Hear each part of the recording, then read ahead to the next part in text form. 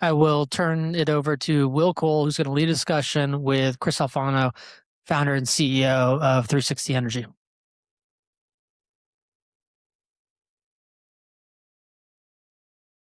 I'll let Chris speak for himself, but this is a little bit of a homecoming. Welcome back to the Commons, Bitcoin Park, Austin. Chris got too big for us, you see. Yeah, started big timing us a little bit. Hired too many people. Yeah, we just need more conference rooms up in here. Yeah, we're working on it. Yeah, we day one at the Commons before it was the park, and it's just myself and Will and some of the other guys, and grew the company here for 3 years, and recently hired more people and needed a bigger space, so we moved just above Zilker Park, but We're too close. proud graduates of the Commons. Oh, No, sorry, too close to wrong you. way. Yeah. It felt a little bit odd. Sorry. Yeah. Come on. Yeah, no, love it. Glad to be back. So, for those unfamiliar, can you explain kind of the overall, what is 360 mining? What business are y'all in? How does it work? Yeah, we're a Bitcoin mining company that exclusively uses natural gas as feedstock for our electricity. So on the back end, Bitcoin mining, it's all relatively the same, whether you're on grid or co-located with a power plant, hydro, anything like that. But our differentiator is in where we get our power and how we get our power. So we co-locate big natural gas generators on producing oil and gas sites that have excess or uneconomic natural gas. And we run that through our generators and use that electricity to then power the data center Bitcoin mining containers that sit right next to it. Long and the short of that is it's, much cheaper electricity for Bitcoin mining than you would get on the grid. And it provides, a litany of benefits to the oil and gas company that's providing the gas to us. So, watching y'all build this company over the years here, one of my favorite things about 360 mining is you guys have all heard this story before. There's a graveyard of companies that have tried to do something like this, right? Dating back to 2016, 2017, companies that pivoted out of it. The dream was, stranded energy, go over and get it.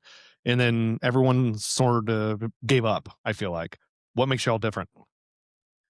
Yeah, no, I think we were bright-eyed and bushy-tailed. My background before 360 was in software, and so I plug it into an Excel model and figure how hard could it be. I think we got really lucky because we started the company on our own natural gas wells, and so we kind of had the space to figure it out and the time to figure it out. Where I think a lot of our compatriots and ex off-grid mining companies we're in the same spot we were in 2021, which was, we're just going to go do this. It's going to be great. And then they show up to a very legit oil and gas company and, fail. And there's a lot of failures as you kind of earn the stripes in off-grid mining. But I think it took us 2.5 years and a lot more capital than we expected to actually do it well. And so kind of formalizing a service company, which is really our main focus today, is providing this as a service to upstream oil and gas companies. But I think that was a big benefit, having the time and space to really go figure it out, and the staying power and I guess stubbornness to not throw in the towel. I think a lot of people have, tried to find greener pastures going on grid where there's just infinitely less variables in Bitcoin mining. I used to watch you guys, on your client meetings and things like that, sitting in there. And some of the best conversations that we would have is like, who wants this service? And watching y'all learn that the people that want this don't necessarily want Bitcoin or think about Bitcoin, or, they want to get rid of gas. They don't really care about the mining of the Bitcoin side, which is kind of a weird position to be in. Like, can you explain a little bit about, who are y'all going after, and like, why don't they care about Bitcoin, and why does that not matter?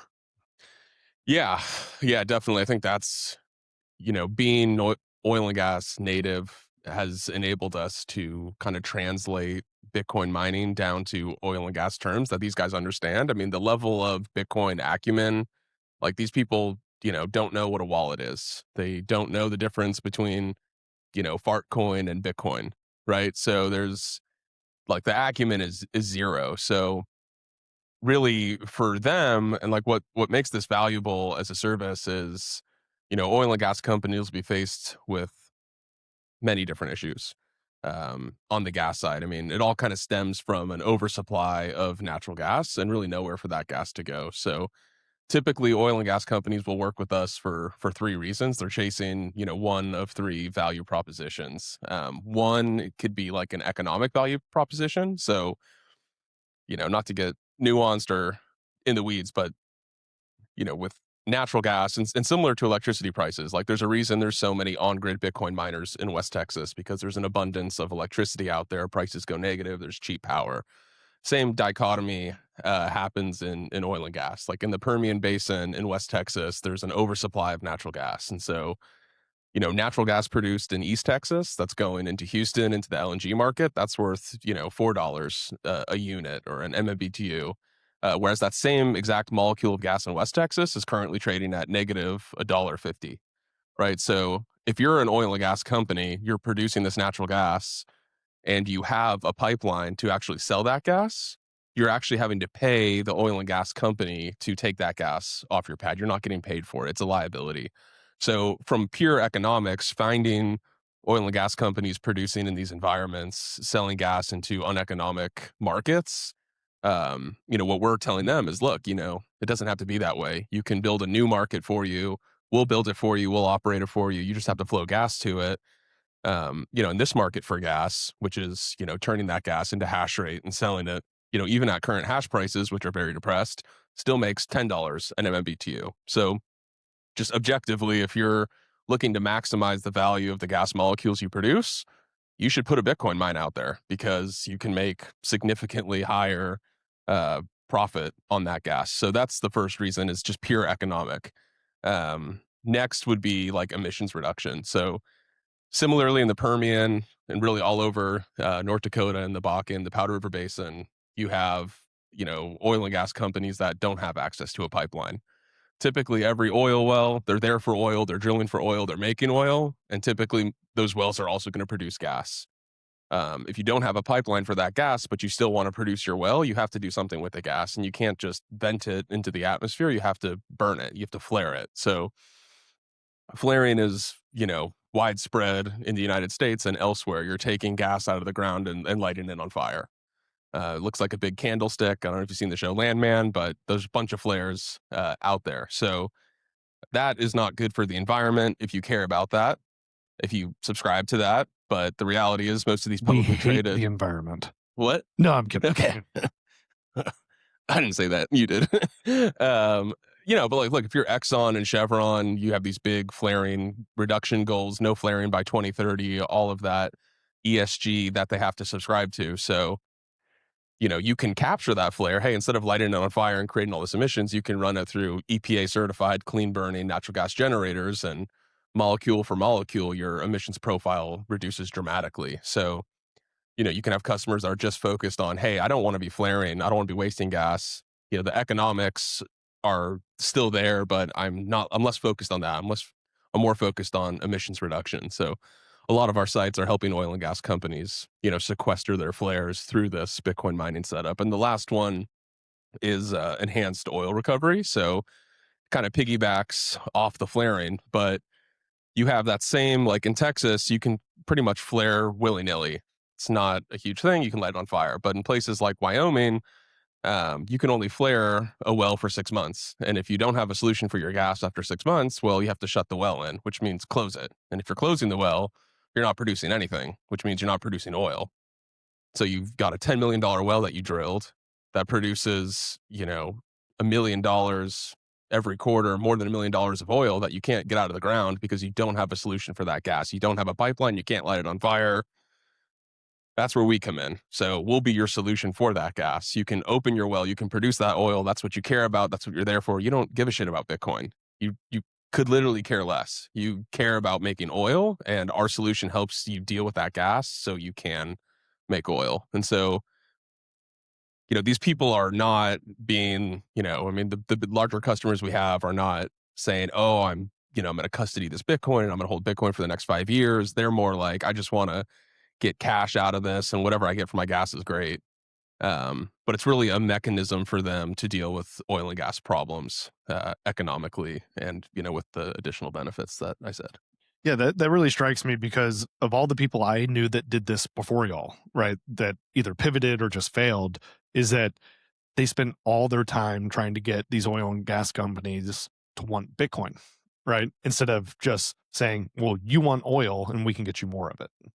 Yeah, exactly. It's been laughed out of the room many times with that pitch, in the early days, and just trying to figure out what the market really wants and trying to listen to the customers and what they really want. Like, it's I mean, it's sad and it's unfortunate, but the less you say Bitcoin, the better. And the more fiat you make it sound, the higher likelihood of closing the deal. And for us, like, we're here for the Bitcoin. Like, we're part of our revenue is derived from the hash rate coming off the Bitcoin mine. Like, that's why we're there. Yeah. They don't have to know that. And frankly, they don't have to care about it to be a mutually beneficial relationship. You also did some creative things. Again, I keep on bringing up the past because I don't know if y'all remember this or who was around, but even companies like Crusoe, who are huge now in the AI space and building data centers everywhere, and building power generation everywhere, they kind of started as a off-grid, Wyoming, North Dakota, building little boxes and taking this flared gas. Is that the what was I going to say? The business model, right, never really worked out for them. But I saw y'all adjusting quite a bit, like getting into like leasing and all sorts of stuff there. Like, what works for you guys now? Yeah, I mean, it's like champagne dreams on a beer budget. Like, unfortunately, if you want $10 an MMBTU for your gas, like, you have to fund capex. You have to pay for the equipment. Um, and so what we found is, yes, that economic value prop is very impactful, but Chevron doesn't want to go spend $10 million on Bitcoin mining infrastructure, right? And that was a huge roadblock to us closing deals. Was, these guys aren't going to go buy a Bitcoin mining setup, even if it is, sub 2-year payback, very attractive economics. And so listening to that, we, came back to the drawing board on, like, okay, well, how can we provide them like a capex free option? And I think with Crusoe's model, and what's very common in this off-grid Bitcoin mining space, is simply purchasing gas from the producer. So that's not something that we do. I'll get into that in a second, but basically, again, not to get too far down the weeds, but you have companies like Crusoe that would go to the oil and gas company and say, hey, look, you're flaring all this gas. We'll give you, 25 cents for it. And we'll take it for you. We found that, and we've done deals like that in the past. And it's kind of a backward incentive structure. It's a huge upfront cost for you. Well, too. yeah, it's a huge cost, but it's also like the oil and gas company doesn't care about the 25 cents, and you're on a pad with a single well, and anything can go wrong on that well, and you can get your gas supply shut off, and now you're holding the bag with millions of dollars of equipment out there and no gas supply. And so, like, we've seen these deals that are like very one-sided, favorable for the oil and gas company, and not favorable for the Bitcoin miner, let alone, like, that's not a very financeable deal. Like, if we're trying to get capital to go put units out there or get, debt to go build our equipment, like, no serious lender is going to give you capital if you have like single well risk. And so our answer to that was a rental product. So, again, trying to capitalize, and this has been very successful for us. Like, the rental products worked really well, where we're not selling them, a $2 million Bitcoin mine. We're renting them that same equipment for, 50, 60 grand a month, and they're getting, 90% of the revenue back in cash. And so, they might spend 60 grand a month. They might make 65 grand back, but we're covered because, they have to pay the rental rate no matter what. And so, again, I think what you've seen is a lot of Bitcoin miners go belly up on the gas purchase model because it just doesn't work out. Uptime's terrible. Gas availability is terrible. And they have to take on a huge amount of debt. That debt's not in favorable terms.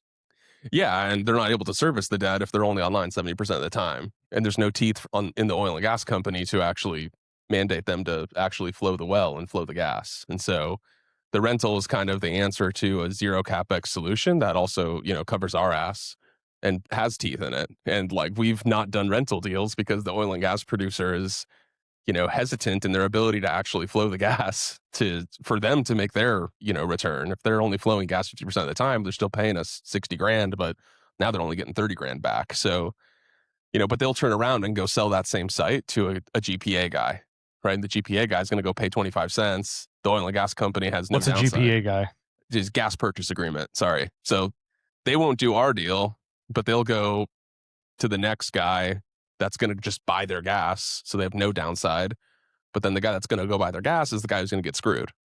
So, we definitely lose deals to like the Crusoes of the world that just buy gas, but we just, it's not worth it for us to do that model. Yeah, I think it's easy for everyone. I work in software. You come from the software side. It's easier to sort of comprehend what the, on grid, you build a data center, you have a power purchase agreement, it's transmitted to the data center, you run a bunch of computers, right? But in y'all's business, the physical nature of it's so weird to me. Every pad is different, right? Like, how do you modularize this to where it works on most sites? And how do you service the sites, in the physical world?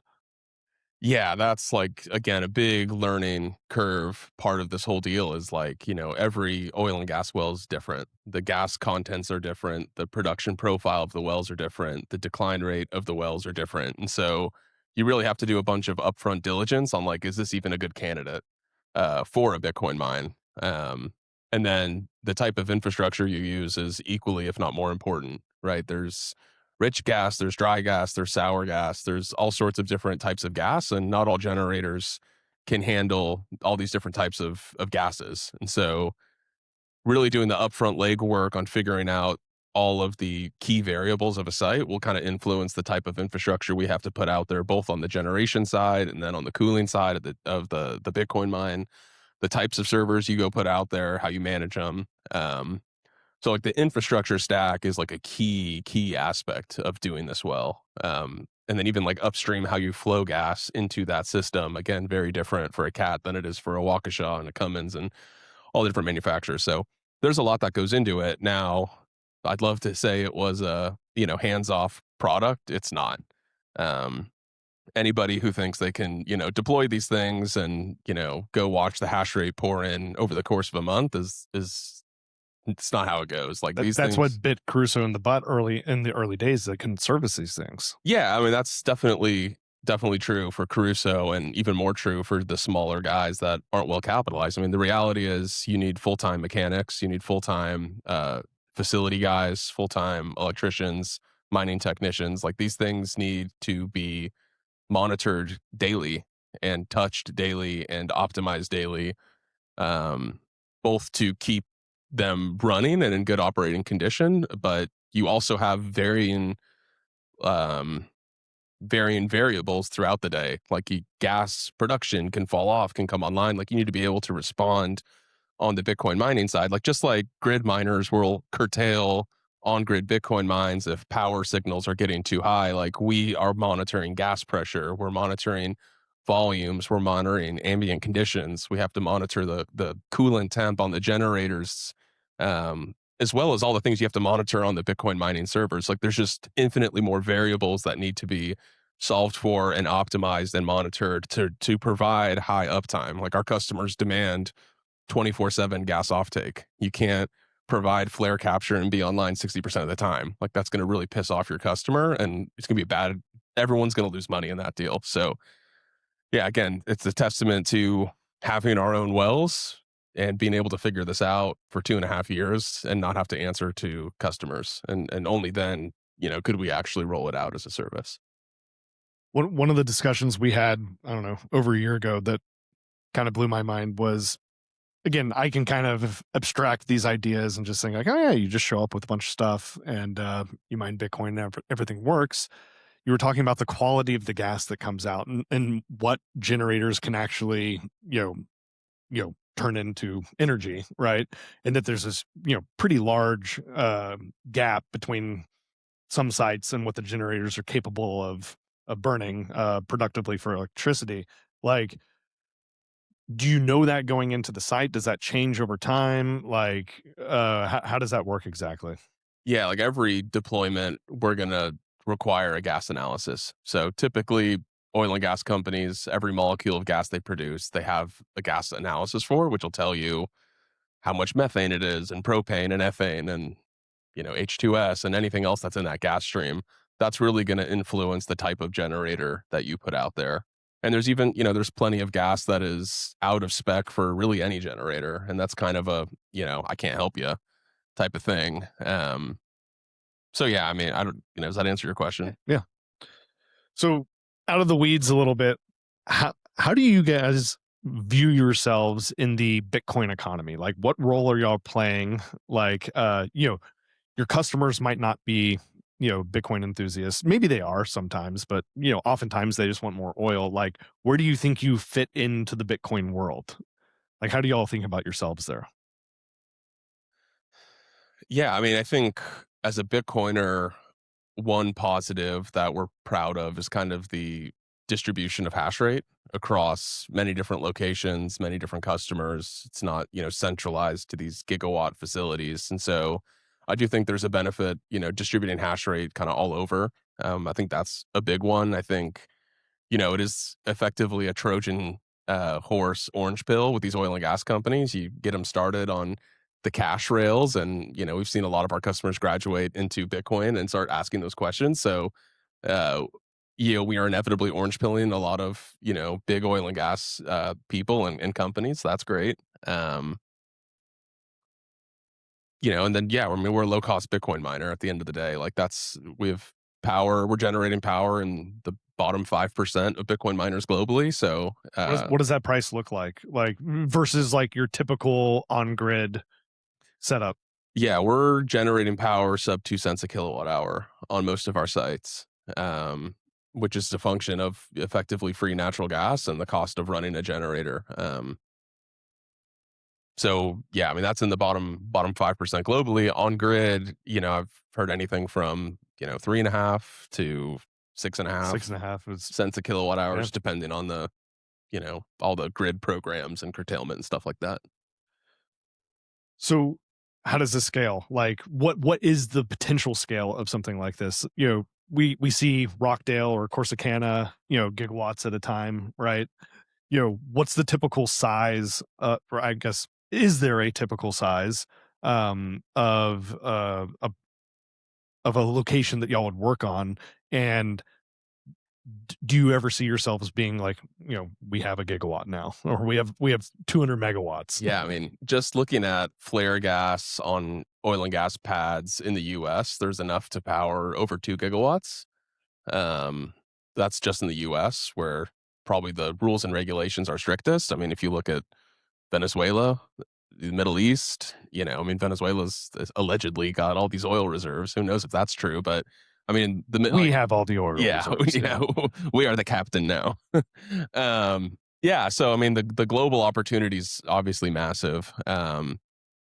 So, I mean, we're focused one site at a time. A typical site is anywhere from a couple megawatts to 10 megawatts. I mean, a single well in the Permian that's coming online with enough gas to power, 10 megawatts. So, I mean, there's no shortage of gas out there. I think the bigger constraint is probably a capital constraint to actually go build the infrastructure and capitalize on the opportunity.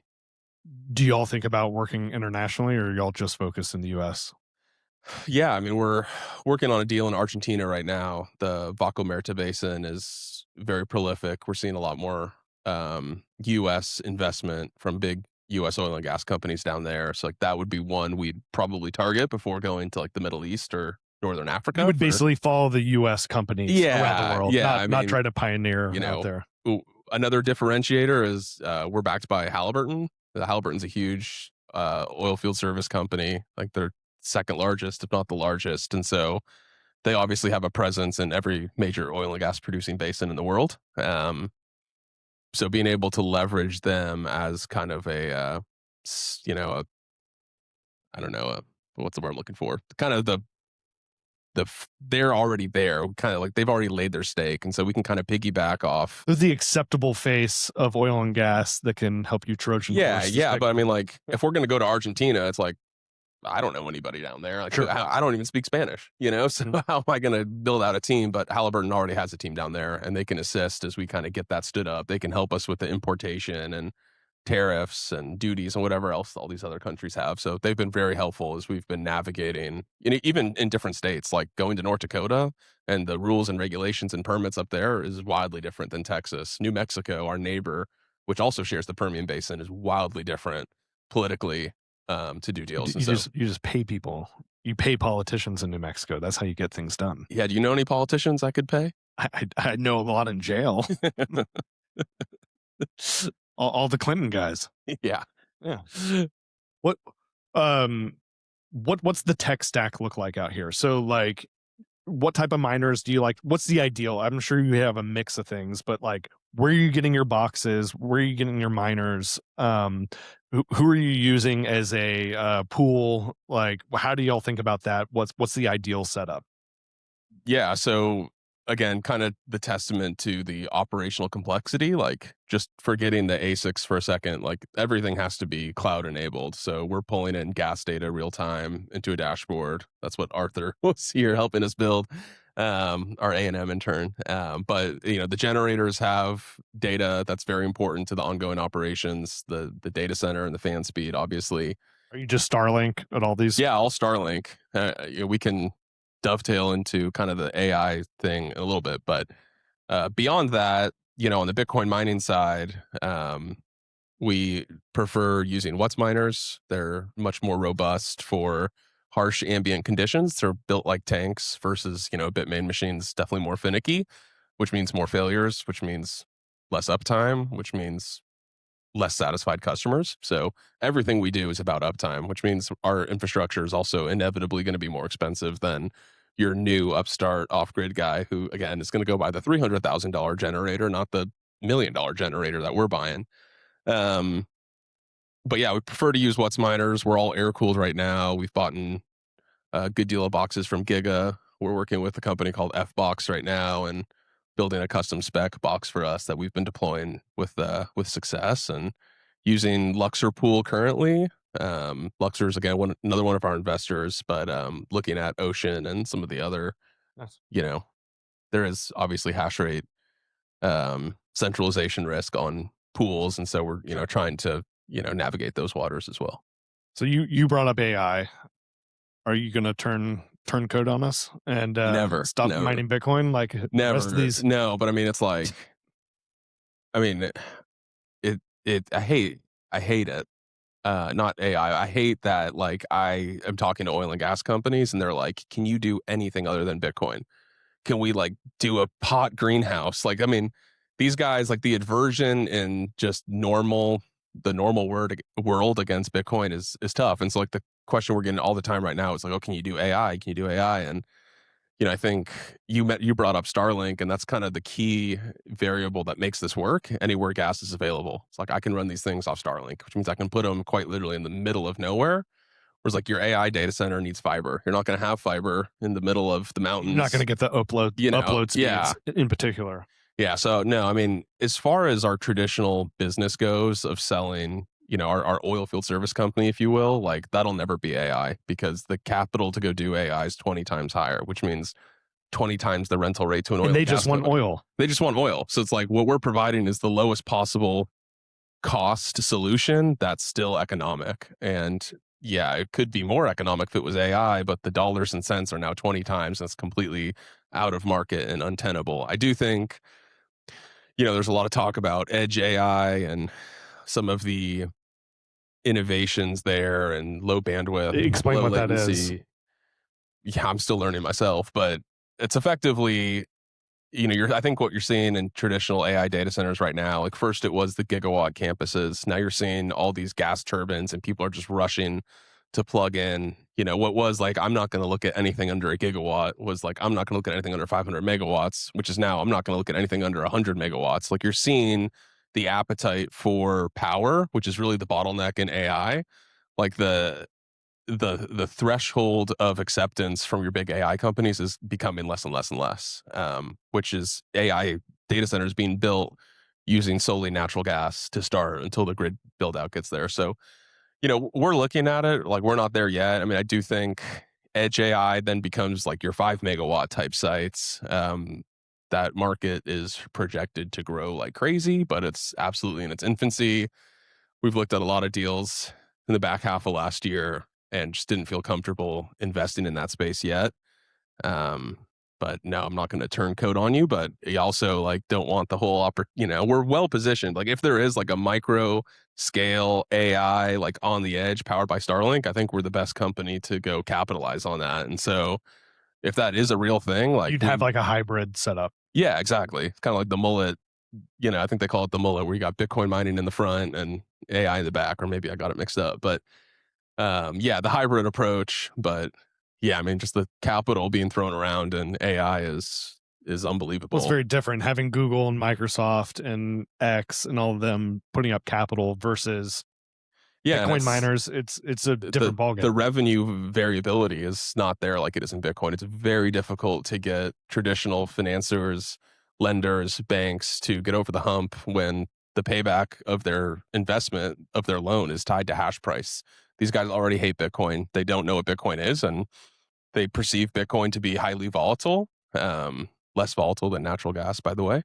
But hash price is ultimately how you get paid, and we're just not there. Like traditional lenders are not going to lend, on at least from our experience on pure play gas Bitcoin mining.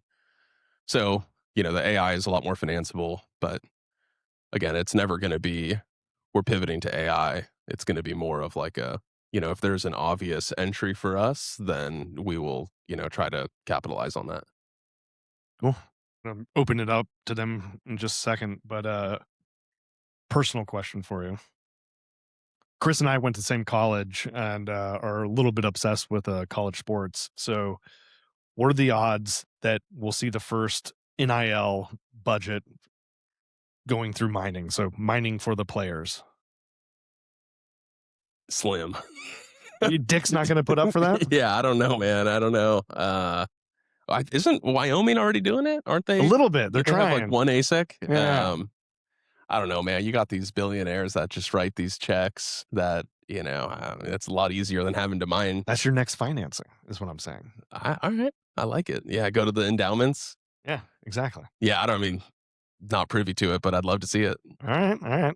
Well, thanks a lot for this. I want to open it up out here for any questions from the audience here for Chris, 360 Mining, Off Grid.